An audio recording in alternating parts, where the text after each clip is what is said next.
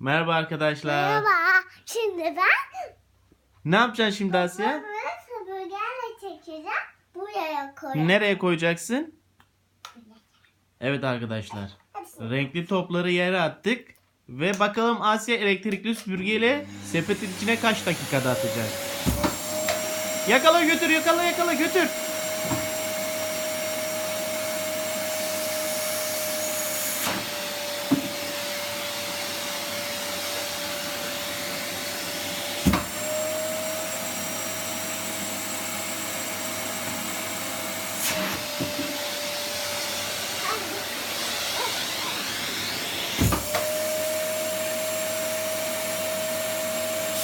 Haydi Asya. Hadi. Çek alttakilerini de çek. Aferin, çek onları da çek.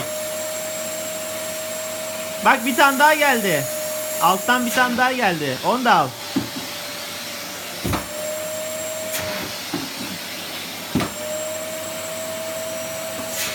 Hadi Asya yavrum. Hadi çabuk çabuk. 1,5 dakikan oldu hadi. Daha bir sürü topum var Asya burada ya. Bir sürü topum var Asya.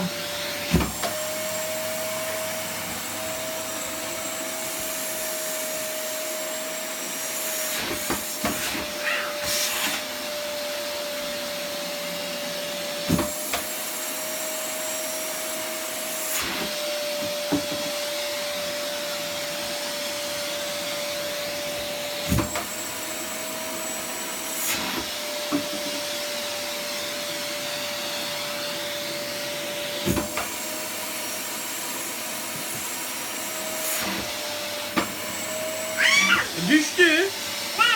Al onu al çabuk çabuk.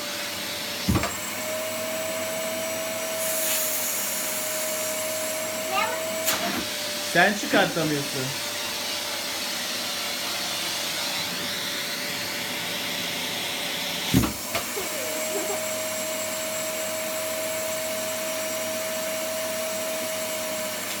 Baba, Efendim? Akbabakların parkına götür. Götüreceğim tamam. Aha top düştü.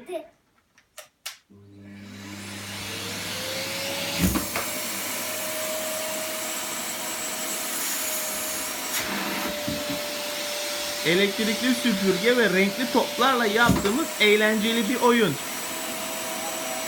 Asya eğlenceli mi bu oyun? Evet. Beğendin mi sen bu oyunu? Evet. Arkadaşların da oynasın mı bu oyunu evde?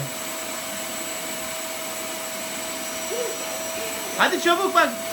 Oo sen eğleneceksin, yanacaksın şimdi. Game over olacaksın. Anlamadın? Ne? Anlamadım. Söyle. Diyorum ki çabuk daha bir sürü topun var senin yerde bak.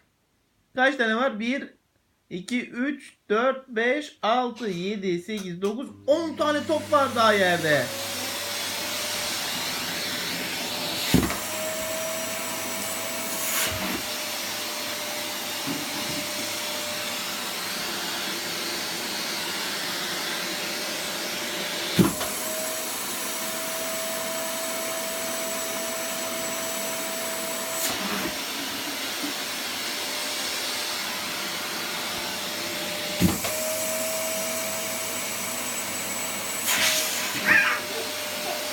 Güzel yapmış. Eline